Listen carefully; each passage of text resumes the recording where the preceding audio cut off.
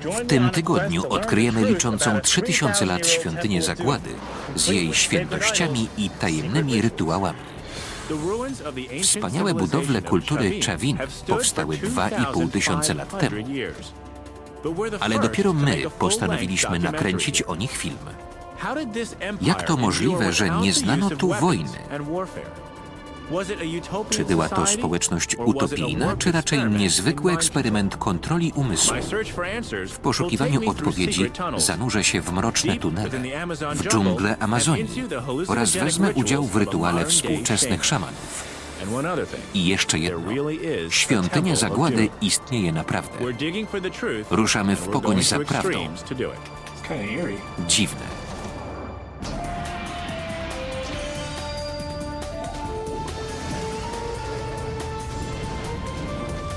W pogoni za prawdą. Prawdziwa świątynia Zagłady. Przyjechałem do Ameryki Południowej, by rozwiązać zagadkę sprzed tysięcy lat. Zdaniem niektórych wyjaśni ona znaczenie podziemnej świątyni oraz dziwacznego kultu, ważnych elementów jednej z najbardziej niezwykłych kultur w dziejach.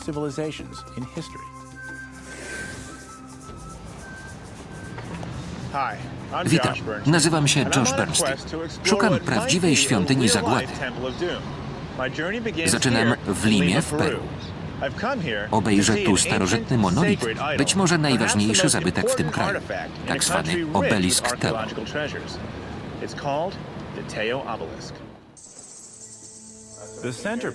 Obelisk znajduje się w Państwowym Muzeum Archeologicznym. To kamienny blok ozdobiony niezwykłymi wizerunkami. Profesor Guillermo Koch, znawca przeszłości Peru, wyjaśnia znaczenie obelisku dla starożytnej kultury Chavin. To swoisty fundament ideologii i religii Chavin. Uważano go za Boga? Ludzie modlili się do obelisku? Możliwe. Niektórzy uważają, że składano mu ofiary. Miał wielkie znaczenie dla kultury Chavin.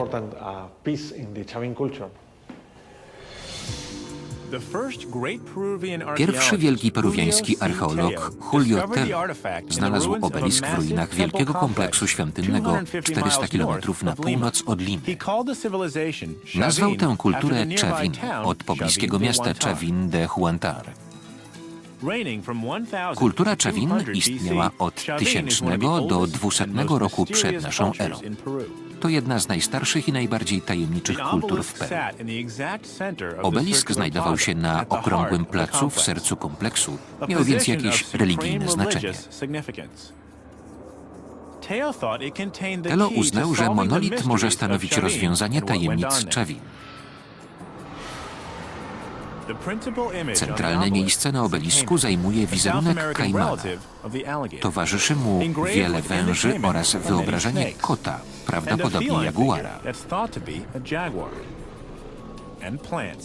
Są też rośliny: maniok, orzeszki ziemne i papryczka chili.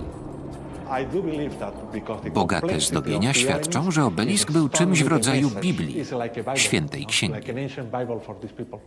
Wiemy, że był ważny. Nie odszyfrowaliśmy jeszcze jego rzeczywistego znaczenia. Według Guillermo najdziwniejsze jest to, że wizerunki z obelisku nie pochodzą z Andów, gdzie go odnaleziono, lecz z amazońskiej dżungli. Tyle, że dżungla jest daleko od Chavin.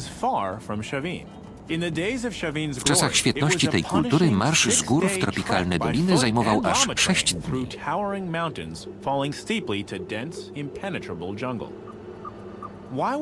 Dlaczego ludzie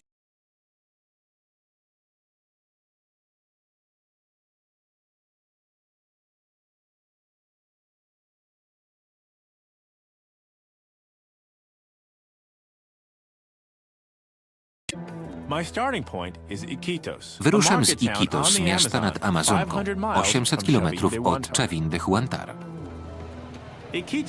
To gwarne miasto. Łodzie przywożą tu towary z całego świata. Spotkam się z miejscową legendą Richardem Fowlerem. To przyrodnik i podróżnik.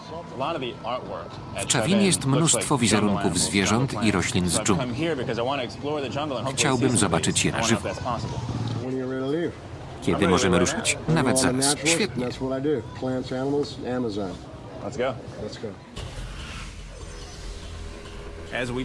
Po drodze rozmyślałem o słowach Guillermo.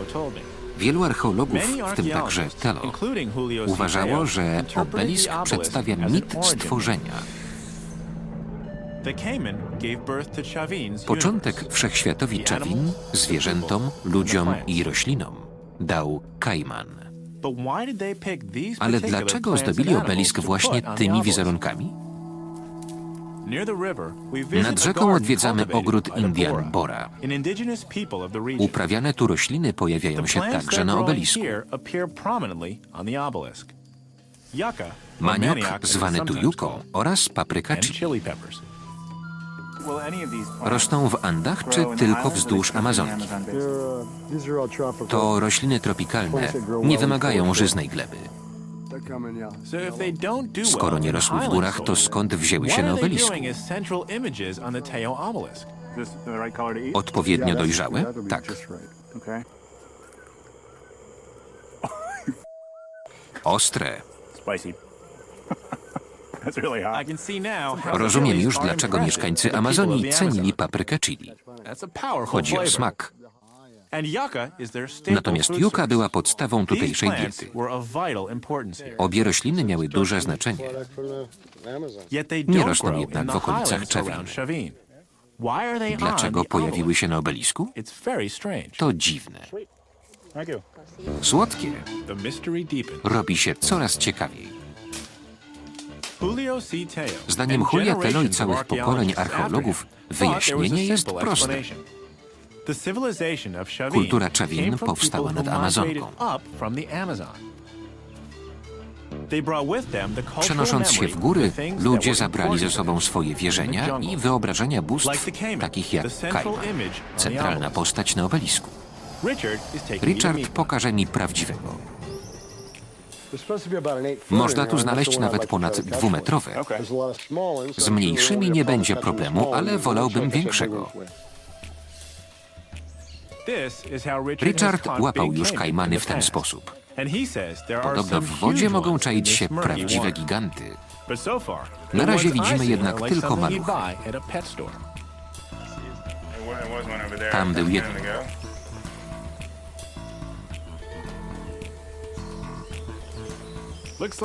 Daremne wysiłki w błocie. To wymaga delikatności.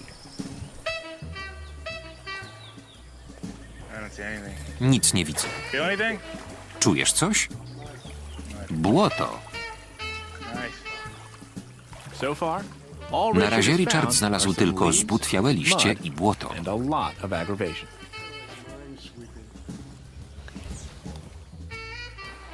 To jak szukanie min. Kajmany są ostrożne. Niełatwo je złapać.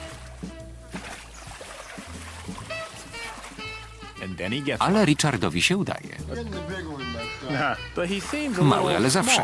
Raczej nie budzi nabożnego lęku. To kajman okularowy, jeden z 3 gatunków w Peru. Mogę go potrzymać? Jasne. Mocno, tuż za głową i za ogon. I uważaj na paszczę. Kajman jest milutki, choć raczej wrogo nastawiony. Trudno sobie wyobrazić, by coś takiego uznano za Boga. Richard twierdzi jednak, że jego bracia i siostry bywają o wiele więksi i niebezpieczniejsi. W Amazonii, wszędzie gdzie występują, krokodylowate budzą strach. Są silne, niebezpieczne, ludzie się ich boją. Dlaczego? Pożerają zwierzęta. Ludzie się ich boją. Ten jest mały. To dziecko ma najwyżej 2,5 roku. Osiągają nawet 6 metrów, to kajmany czarne. Są naprawdę silne i groźne. Kojarzone je z bóstwami, podobnie jak niektóre z roślin. 6-metrowy kajman rzeczywiście musiał budzić lęk.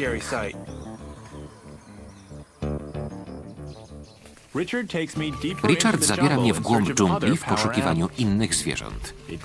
Jest coraz trudniej. Josh, popatrz. Nagle mnie zaskakuje. To niewątpliwie potężne zwierzę, godne szacunku. Anakonda to największy wąż świata. Osiąga nawet 9 metrów długości i metr w obwodzie. Ta ma 5 metrów i jest bardzo ciężka. Są agresywne, kiedy się bronią. Jeśli podejdziesz zbyt blisko, atakują. Atakują ludzi, dlatego budzą lęk. Są wielkie. Poza tym krążą pogłoski, że pożerały dzieci i kobiety. Czyli w czasach Czawin mieszkańcy dżungli bali się anakondy. Na pewno. Są tutaj bóstwami. Legenda mówi, że Amazonka to wielka anakonda, a wszystkie odnogi to jej dzieci. Już rozumiem, co Richard miał na myśli, mówiąc o potężnych zwierzętach. Wielki wąż musiał budzić szacunek. Dlatego olbrzymiego gada utożsamiano z Amazonką, największą rzeką świata. Podobnie myśleli pewnie przedstawiciele kultury Czawin, skoro umieścili go na swoim obelisku. Według Julia Tello wizerunki zwierząt z dżungli dowodziły, że kultura Czawin powstała nad Amazonką. Richard wspomina jednak o innej teorii. Migrować mieli nie ludzie, lecz idee. Symbole dżungli były tak potężne, że przyswajały je nawet ludy, dla których były zupełnie obce. By poznać prawdę o początkach Czawin, muszę pojechać do Czawin de Huantar. Za chwilę. Wizerunki z dżungli jako narzędzie kontroli oraz prawdziwa świątynia zagłady.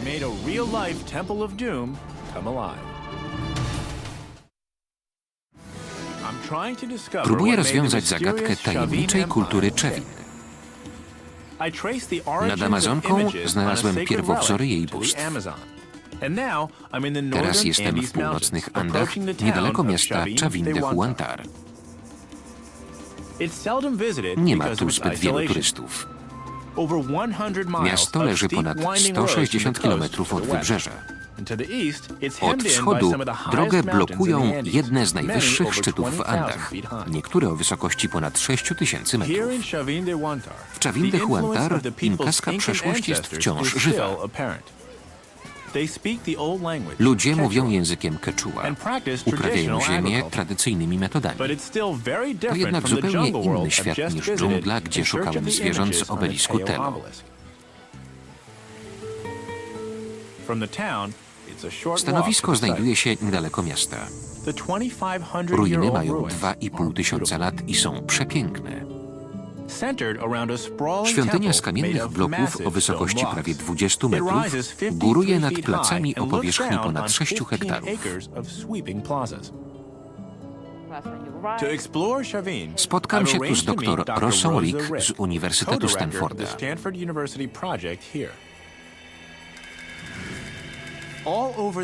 Wszędzie wokół widać wizerunki dżungli, jaguary i węże. Dlaczego są tak wysoko w górach? Związki między Amazonią i Czawin to tylko jedna z tajemnic tej niezwykłej kultury. Kompleks Czawin robi wrażenie, czegoś jednak brakuje. Wszystko jest piękne i majestatyczne, ale nie widzę fortyfikacji. Były jakieś? Nie. Ale mieli armię? Nie. Więc jak się bronili? To dobre pytanie. Lata badań wyjaśniły tę zagadkę. Brak umocnień wynikał ze specyfiki Czawiny. To było wielkie centrum ceremonialne. Przybywali tu ludzie z całych Andów. Z daleka pokonywali setki kilometrów. To był cel pielgrzymek, jak dziś Jerozolima lub Mekka. Tak, ważny ośrodek religii. Tylko co sprowadzało tu pielgrzymów? Być może hipnotyczne masowe rytuały na głównym placu z udziałem setek lub tysięcy wiernych. To były wielkie przedstawienia, przemyślane w każdym szczególe.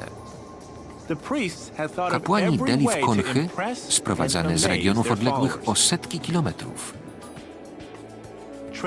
Ich dźwięk odbijał się echem wśród murów świątyni.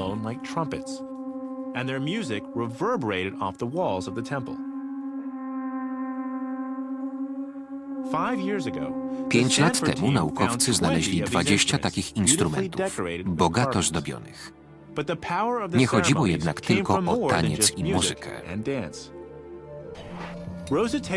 Rosa zabiera mnie na centralny plac na szczycie kompleksu, by pokazać ślady innych efektów specjalnych. Kapłani zmienili bieg rzeki, kierując ją do kanałów w Czawinie.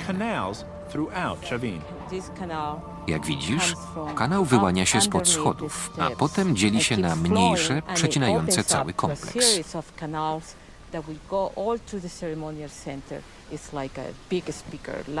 Był jak wielki megafon.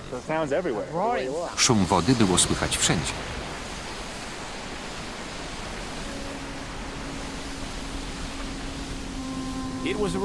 To był inżynieryjny majstersztyk. Pod kompleksem ciągną się aż 3 kilometry kanałów. Wszystko, by zrobić wrażenie na wiernych. Efekty musiały być niezwykłe, niesamowite. Świątynia za nami, podziemne kanały, wielkie centrum religijne. Musiało być naprawdę ważne. To prawda. Dlatego Czawin nie miało armii. Było święte, chroniła je aura boskości. Archeolodzy znaleźli ślady ofiar przynoszonych aż z wybrzeża.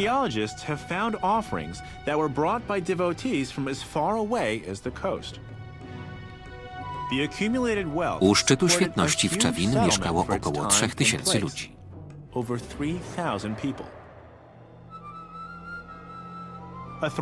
Prężna społeczność artystów spełniała polecenia kapłanów. Ceramika, wyroby ze złota oraz tkaniny z Czawin są znajdowane na stanowiskach oddalonych o setki kilometrów na północ i południe. Specyficzna sztuka z bogatymi zdobieniami i wizerunkami zwierząt królowała w całym regionie. Przez 800 lat Czawin było kulturową stolicą Peru. Narzędziem władzy nie była armia, lecz idee. Zdaniem Rosy kapłani wykorzystywali najróżniejsze metody. To wizerunek kapłana. Nosi nakrycie głowy z przedstawieniami węży. Z ust wystają mu kły. Palce kończą się pazurami. W dłoni trzyma kaktus San Pedro. Rosa powiedziała mi, że odpowiednio przygotowany napar z kaktusa San Pedro jest halucynogenny. Kaktus w dłoni kapłana to symbol potęgi i władzy nad tysiącami pielgrzymów.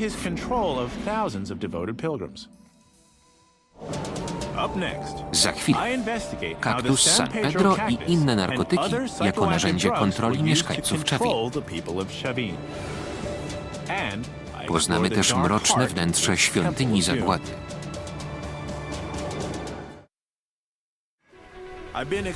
Jestem w Peru i szukam wyjaśnienia zagadek tajemniczej kultury Czawin. Poznałem już niezwykłe wizerunki z dżungli. Wiem też, że kapłani sprawowali władzę poprzez rytuały, taniec, muzykę oraz roślinne substancje psychoaktywne. Christian Messia, naukowiec z Uniwersytetu Stanforda, opowie mi więcej o narkotykach sprzed 2500 lat. Materiał archeologiczny robi wrażenie. Niesamowite. W magazynie znajdują się kamienne głowy, które kiedyś zdobiły cały kompleks. Chcę ci pokazać wyjątkową. To ta? Tak. Co w niej wyjątkowego? Widzisz to? Tak. To śluz z nosa. Śluz? Tak. Po co rzeźbić smarki? Kiedy wciągasz narkotyki nosem, pobudzasz śluzówkę. Rozumiem, i cieknie śluz. Właśnie. Jaką rolę pełniły tu narkotyki? Naszym zdaniem bardzo ważną. Tak ważną, że uwieczniono to na fasadzie głównej świątyni, najświętszego miejsca Chavin de Huantar. Nigdy nie widziałem takiej kolekcji kamiennych głów. Poprosiłem Christiana, by pokazał mi, gdzie były 2500 lat temu. Tylko jedna pozostała w pierwotnym miejscu. Zdobiły cały mur. Były osadzone w tych otworach. Ta głowa symbolizuje formę przejściową między człowiekiem a jaguarem. To półkot. Zęby i pysk kota, głowa i oczy ludzkie. O co chodzi? Naszym zdaniem bóstwo żyło w innym świecie. By tam dotrzeć, należało przyjąć substancję, która wprawiała umysł w odpowiedni stan. Czyli to transformacja z człowieka w kota dokonywała się za pomocą halucynogenów. Społeczność, która zdobiła swoje świątynie wizerunkami naćpanych ludzi jaguarów ze śluzem płynącym z nosa, musiała być dziwna. A to jeszcze nie wszystko. 2 dni temu znaleźliśmy też fifki. Uważaj, są bardzo kruche. Odkryliśmy je w kanale. Fifki? Tak. To kość, prawdopodobnie ptasia. W Chavin znaleziono dziesiątki podobnych fifek, niektóre bogato zdobione. Służyły do wciągania narkotyków nosem. Proszek przyrządzano w małych moździerzach. Niektóre składniki, jak nasiona jopo lub żywica drzewa virola, pochodziły z Amazonii. To, czego się dowiedziałem, całkowicie zmienia mój pogląd na kulturę Chavin i jej rytuały. Robi się coraz dziwniej. Ta religia opierała się na wykorzystaniu substancji psychoaktywnych.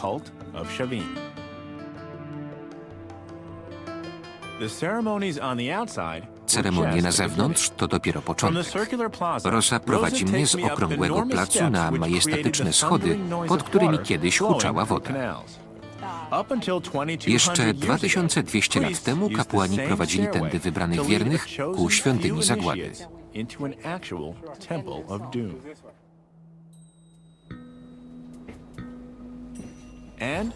Jak w każdej takiej świątyni, również tutaj znajduje się budzący grozę idol.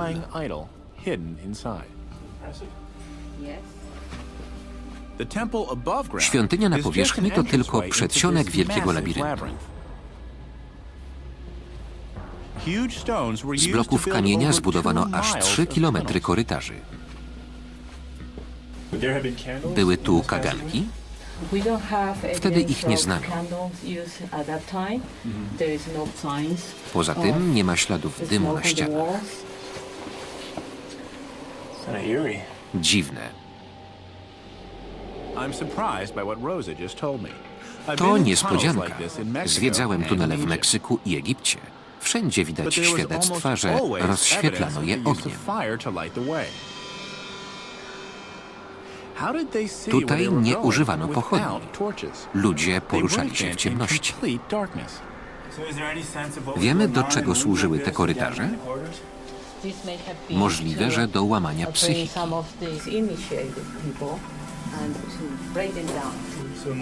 Kapłani wykorzystywali mrok do manipulowania ludźmi? Tak.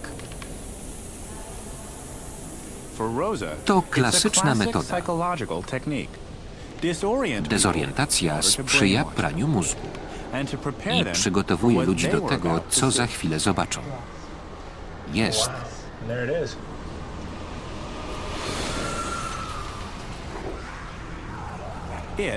Najwyższe bóstwo Czawin. Bóg wykuty w kamieniu, oświetlony jedynie promieniami z wąskiego szybu. Archeolodzy zwą go El Lanzon, czyli lanca, z powodu jego kształtu. Nigdy nie widziałem niczego podobnego. Olbrzymia twarz z ustami wykrzywionymi w wiecznym grymasie.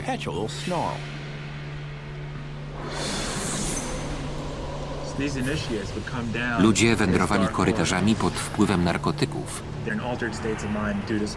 Docierali tutaj i stawali twarzą w twarz z psychotycznym Bogiem, z tą niezwykłą postacią. To musiało być niezwykłe przeżycie. Psychodeliczna mieszanka strachu i podziwu.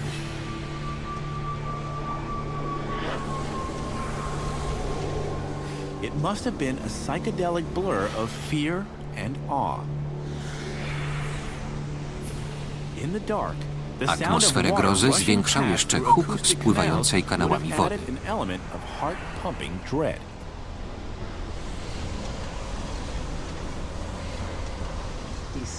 Coś jak grzmot, ciemność, halucynacje i potężny łoskot w obliczu Boga.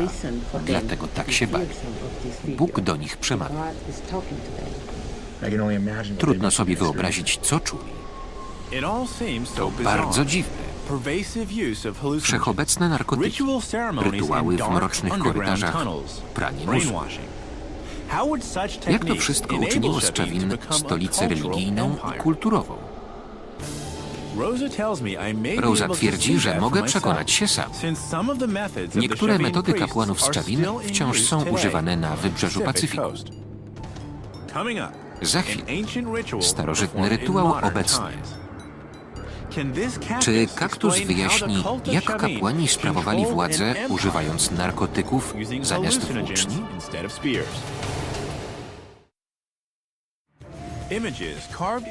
Wizerunki na starożytnym obelisku zawiodły mnie do amazońskiej dżungli, a potem do wnętrza świątyni Zagłady sprzed 2500 lat. Wiem już, że Czawin istniało dzięki ceremoniom religijnym z użyciem narkotyków. Ale jak to działało? Moim najlepszym tropem jest halucynogenny sok z kaktusa San Pedro.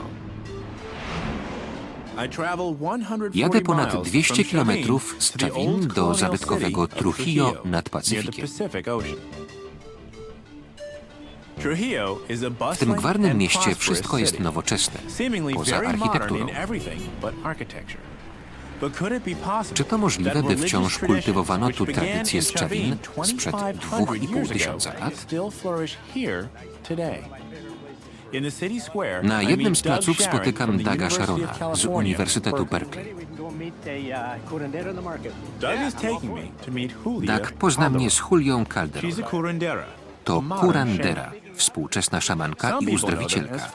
Jej ojciec był słynnym curandero. Julia kontynuuje rodzinną tradycję. Idziemy na targ w Trujillo. Ludzie kupują tu warzywa, ubrania, sprzęt elektroniczny i wszystko inne. Nas interesuje stragan z towarami dla curanderos, takimi jak kaktus San Pedro. Zakup nie jest prosty. To jak kupowanie dobrego wina. Kaktus musi być dojrzały i z odpowiedniego regionu. Takie z bliznami są najlepsze, bo dojrzałe. Kupiliśmy 4 kaktusy, ale to dopiero początek. Potrzebujemy też dużo perfum oraz specjalnego, mocnego tytoniu. O tak, naprawdę mocne.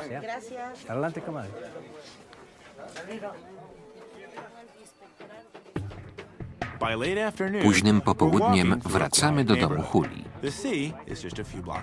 Ocean jest tuż obok. Wszystko wygląda normalnie. Natychmiast zaczynają się przygotowania do wieczornej ceremonii. Najpierw gotujemy kaktusy. W czasie rytuału pije się wywar.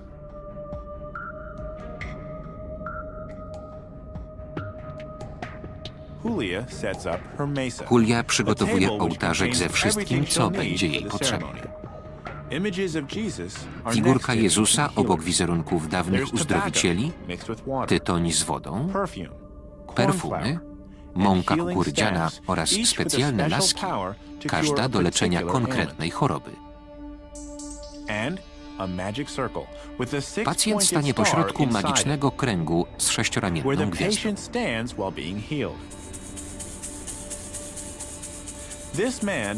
Ten mężczyzna sądzi, że został przeklęty. Ma trudności z utrzymaniem równowagi. Nie może się skupić. Rytuał zawsze odbywa się nocą.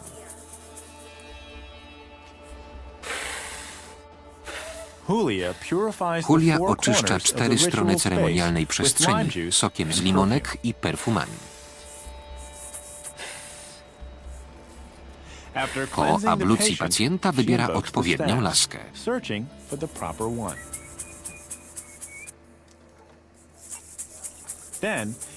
Czas wypić napar z kaktusa.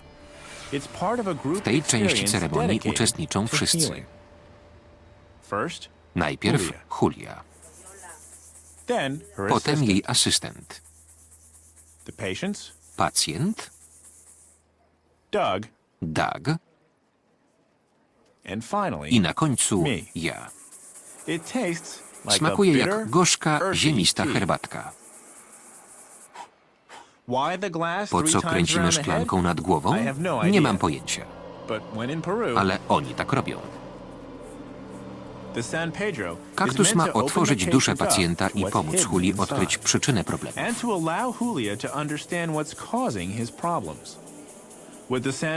Napar działa.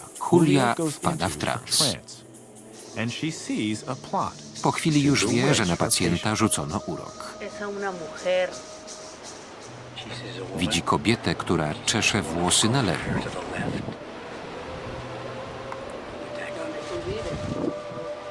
Jest blisko. Chyba przywódcy. Czyli jest jeszcze jakiś mężczyzna. Chodzi nie tylko o choroby fizyczne? Nie. Także duchowe. To rodzaj duchowego oczyszczenia. Właśnie. Julia leczy przypadki, których nie uznaje zachodnia medycyna. Klątwy, uroki, złą energię. Daje pacjentowi właściwą laskę, by odzyskał równowagę. Potem przepisuje terapię. Uważaj. Nie bierz jedzenia od nikogo. Zrobili mu to z zemsty. Tu na północy to często rzucany urok.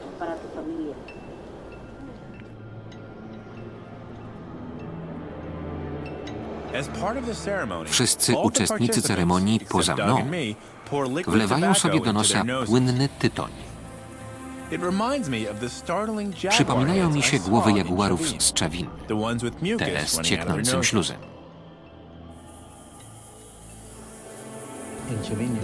Substancje z czawiny powodowały gwałtowne pobudzenie śluzówki. Tu przyjmujemy tytoń.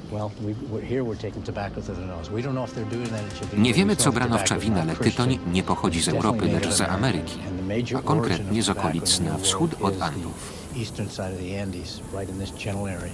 Nie wiedziałem. Zdaniem Douga podobne rytuały mogą nam wiele powiedzieć o czawinie.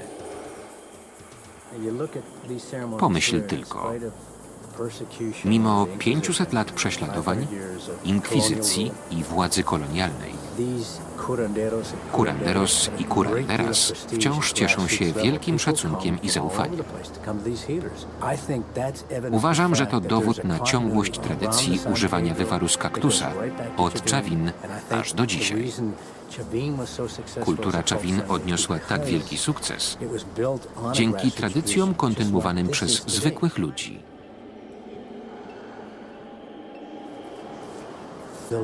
Wszystko opierało się na zwykłych ludziach. To oni byli fundamentem konstrukcji politycznej. Stanowili ważny element kultury czawin. Nie bez znaczenia był też kaktus San Pedro? Tak.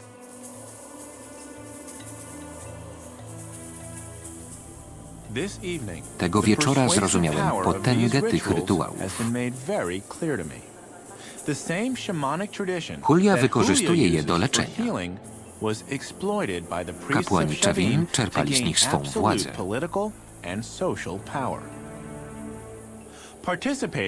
Uczestnicząc w ceremonii religijnej w towarzystwie znanego antropologa, miałem okazję doświadczyć tego samego, co mieszkańcy dawnego Czawin.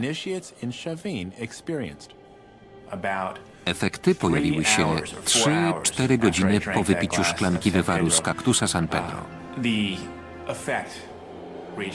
Światło raziło mnie w oczy. Wszystko otaczała dziwna aureola. Byłem w swoim pokoju w hotelu. Pomyślałem, że sprawdzę, co czuli mieszkańcy Czawin w mroku.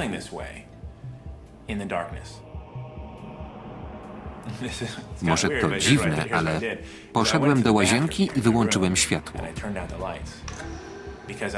W Czawin ważną rolę odgrywała ciemność.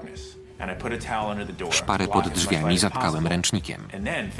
Potem przypomniał mi się El Lanzon i huk wody w kanałach, więc puściłem wodę z prysznica. Woda uderzała w wannę. Wokół kompletna ciemność, ale mam rozszerzone źrenice, więc widzę prawie wszystko. Mimo że w łazience jest ciemno. I wtedy dotarło do mnie, że ciemność w podziemiach wcale nie przeszkadzała mieszkańcom Czawin. Przeciwnie, pod wpływem wywaru z kaktusa wszystko widzieli.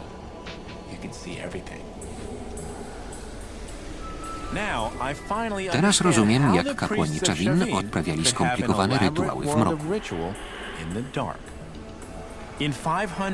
500 lat przed Chrystusem narkotyczne rytuały zapewniały im władzę. Wcale nie potrzebowali armii.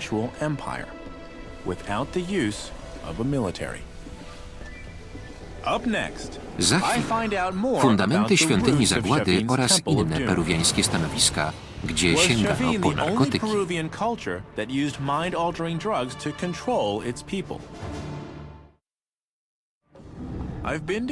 Dziwne symbole na starożytnym obelisku pomogły mi zrozumieć kwitnącą przez 800 lat andyjską kulturę Czawin. Miasto nie potrzebowało murów ani armii. Tamtejsi kapłani sprawowali niepodzielną władzę dzięki narkotycznym rytuałom.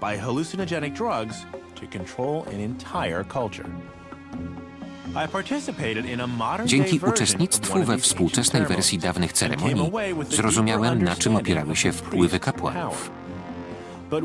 Ale czy kontrolę umysłu wykorzystywano jedynie w Czawin? Odpowiedzi szukam 370 km na południe, na mało znanym stanowisku Caral w Dolinie Supe. Guillermo Koch wyjaśnia mi, że Caral odkryto w roku 1905.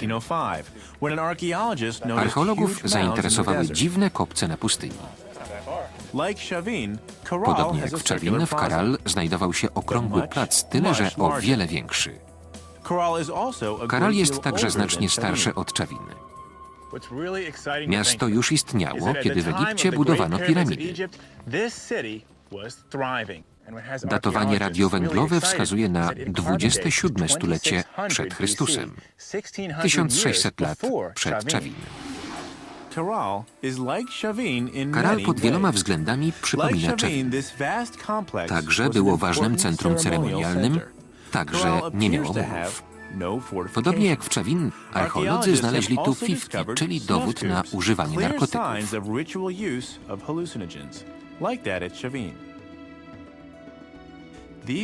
Możliwe więc, że Czawin wyrosło z kultur takich jak Karal.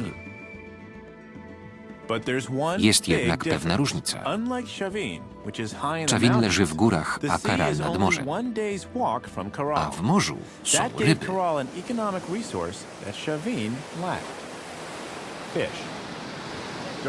Za czasów kultury Karal Pacyfik obfitował w ryby. Przyczyniał się do tego prąd Humboldta. To były jedne z najwspanialszych łowisk na świecie. Bogate źródło pożywienia oraz nowe narzędzia połowów, takie jak te łodzie, wywołały eksplozję demograficzną. Potem powstały zaawansowane społeczności jak Karal. To właśnie takie łodzie mogły dać początek cywilizacji Peru. Rybacy używają ich do dziś.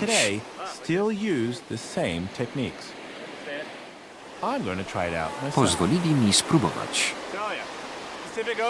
Pacyfik, zima, woda jest lodowata. Łodzie przypominają kajaki, są bardzo zwrotne. Dziś tylko się bawimy. Zwykle rybacy gromadzą zdobycz na rufie i spędzają na wodzie całe dnie.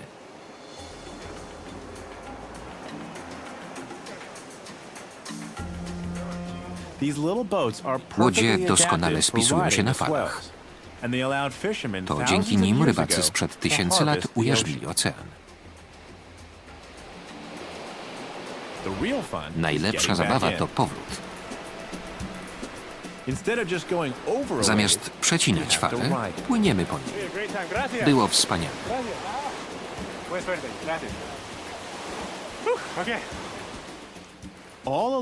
Osady rybackie znajdują się na całym wybrzeżu. Tuż obok archeolodzy odnajdują ślady kultur opartych na zasobach morza, takich jak Karal. To stąd wywodzi się kultura Czawin i w ogóle cała cywilizacja Andów. 130 km na północ od Karal, Guillermo pokazuje mi jeszcze starsze stanowisko – Las Aldas. Tu też widać podobieństwa do Czawin. To ten okrągły plac? Tak, bardzo duży i chyba niezbadany. Badania wstępne prowadzono 40 lat temu. Wykopy próbne i tyle? Tak. Czy istnieją dowody na związki Czawin z Las Aldas? Czy tu też używano narkotyków? Czy na placu gromadziły się tłumy? Odpowiedź jest prosta. Nie wiemy. To ślady palenisk? Raczej gotowania. Coś jak kuchnia. Tak, tysiące lat gotowania. Jako archeolog pewnie chciałbyś to zbadać. Ślinię się na samą myśl. Ziemia kryje mnóstwo tajemnic. Kto wie, co znajduje się pod piaskiem. Docieramy na szczyt kompleksu. Po jednej stronie urwisko nad oceanem. Po drugiej masywne budowle ciągną się prawie kilometr w głąb pustyni. Stworzenie czegoś takiego wymagało zaawansowanej wiedzy. Guillermo twierdzi, że stanowisko wykazuje silne związki z Czawin. Potwierdza nowe hipotezy o początkach Czawin. Telo uważał, że to w Czawin narodziła się cywilizacja Andów, że jego mieszkańcy przenieśli się z dżungli w góry. Dziś sądzimy inaczej. Naszym zdaniem cywilizacja Andów narodziła się nad morzem. Bogate źródło pożywienia umożliwiało szybki rozwój. Potem te kultury przeniosły się z nadmorza w góry.